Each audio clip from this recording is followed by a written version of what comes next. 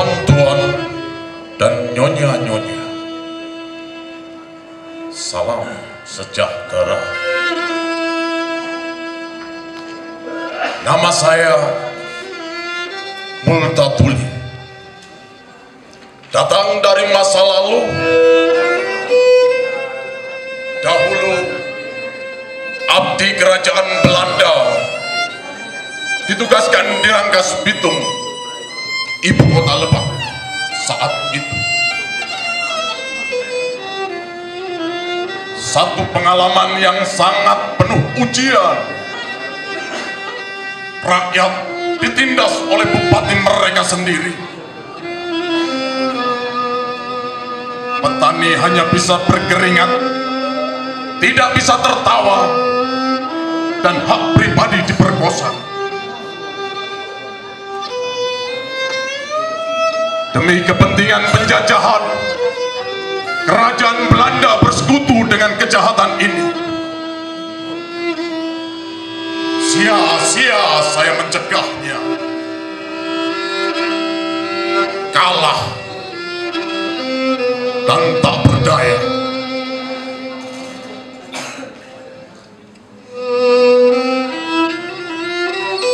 Saya telah menyaksikan bagaimana keadilan telah dikalahkan oleh para penguasa dengan gaya yang anggun dan sikap yang gagah, tanpa ada ungkapan kekejaman di wajah mereka. Dengan bahasa yang rapi, mereka keluarkan keputusan-keputusan yang tidak adil terhadap rakyat, serta dengan budi bahasa yang halus, mereka saling membagi keuntungan yang mereka dapat dari rakyat yang kehilangan tanah dan ternaknya. Ya, semuanya dilakukan sebagai suatu kewajaran. Dan bangsa kami di negeri Belanda, pada hari Minggu mereka berpakaian rapi, berdoa dengan tekun. Sesudah itu bersantap bersama, menghayati gaya hidup peradaban tinggi bersama sanak keluarganya, menghindari perkataan kotor dan selalu berbicara dalam tata bahasa yang patut, sambil membanggakan keuntungan besar di dalam perdagangan kopi sebagai hasil yang efisien dari tanam paksa di tanah jajahan. Dengan perasaan mulia dan bangga, kami berbicara tentang suksesnya penaklukan dan penjajahan. Ya, begitulah kami selalu mencuci tangan sebelum makan, dan kami meletakkan serbet di pangkuan kami.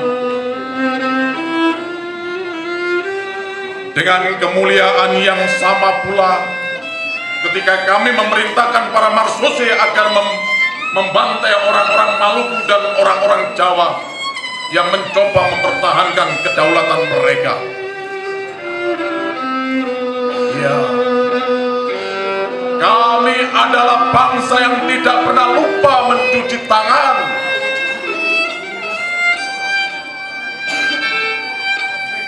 Kita bisa lelah, sangat lelah, apabila merenungkan gambaran kemanusiaan dewasa ini. Orang Belanda dahulu juga mempunyai keluh kesah yang sama apabila berbicara tentang keadaan mereka di zaman penjajahan Spanyol. Mereka memberi nama yang buruk kepada Pangeran Alba yang sangat kejam. Tetapi sekarang apakah mereka lebih baik dari pangeran yang jahat itu? Tentu tidak. Hanya saya merasa gelisah terhadap dawat hitam yang menodai iman kita. Pikiran yang lurus menjadi tercela karena tidak pernah bisa tuntas dalam menangani keadilan. Sementara waktu terus berjalan dan terus memperlihatkan keleluasaan keadaannya, kita tidak bisa seimbang dalam menciptakan kekuasaan. Memang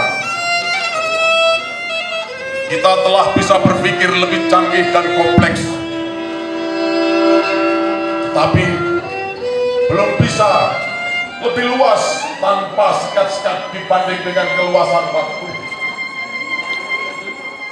Bagaimana keadilan bisa ditangani dengan pikiran yang terlalu tersekat-sekat? Iya, saya rasa kita memang lelah. Tapi kita tidak boleh berhenti di sini. Bukankah keadilan di sini belum lebih baik dari zaman penjajahan? Dahulu, rakyat Rangkas Bitung tidak mempunyai hak hukum apabila mereka berhadapan kepentingan dengan Adipati Lebak. Sekarang, apakah rakyat kecil sudah mempunyai hak hukum apabila mereka berhadapan kepentingan dengan adipati-adipati masa kini? Dahulu Adipati Lebak bisa lolos dari hukum. Sekarang adipati-adipati yang kejam dan serakah, apakah sudah bisa dituntut oleh hukum? Bukankah kemerdekaan yang sempurna itu adalah kemerdekaan negara dan bangsa? Negara Anda sudah merdeka, tetapi apakah bangsa Anda juga sudah merdeka? Apakah bangsa tanpa hak hukum bisa disebut bangsa merdeka? Para pemimpin negara-negara maju bisa menitikkan air mata apabila mereka berbicara tentang demokrasi kepada anak putranya. Tetapi dari kolam renang dengan sangat santai dan penuh kewajaran, mereka mengangkat telepon untuk memberikan dukungan kepada para tiran dari negara lain demi keuntungan materi bangsa mereka sendiri. Oh ya Tuhan, saya mengatakan semua ini sambil merasakan rasa lemas menghadapi seluruh tubuh saya. Saya mencoba tetap bisa berdiri meskipun rasanya tulang-tulang sudah hilang dari tubuh saya. Saya sedang melawan perasaan yang sia-sia. Saya melihat negara-negara maju memberikan bantuan ekonomi, dan sebagai hasilnya banyak dari mereka, dari dunia berkembang kehilangan tanah mereka. Semua orang kaya main golf atau upaya ada bendungan yang memberikan sumber tenaga listrik bagi industri dengan modal asing.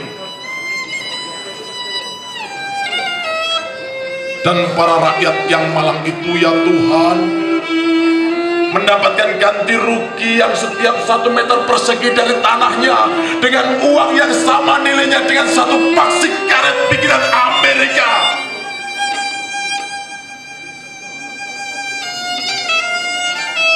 Barangkali kehadiran saya sekarang mulai tidak mengenakan suasana. Keadaan ini dulu sudah saya alami. Apakah orang seperti saya harus berada di oleh sejarah? Tetapi ingat, sementara sejarah selalu melahirkan masalah ketidakadilan, tetapi ia juga selalu melahirkan orang seperti saya. Menyadari hal itu, tidak lagi saya merasa sia-sia atau tidak sia-sia.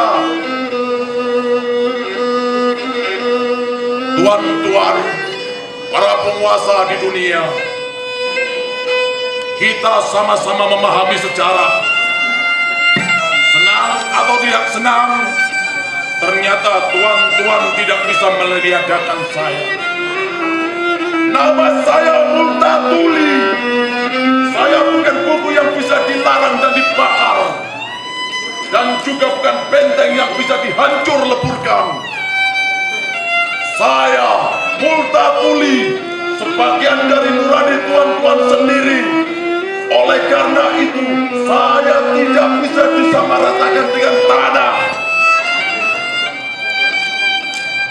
Tuan-tuan, para penguasa dunia, apabila ada keadaan yang celaka, apakah perlu ditambah celaka lagi? Pada intinya, inilah pernyataan sejarah kepada Anda semua. Tuan-tuan dan nyonya-nyonya yang hadir di sini, setelah memahami sejarah, saya betul tidak lagi merasa sepi. Dan memang tidak relevan lagi bagi saya untuk merasa sia-sia atau tidak sia-sia. Sebab jelaslah sudah kewajiban saya ialah hadir dan mengalir. Tuan-tuan dan nyonya-nyonya,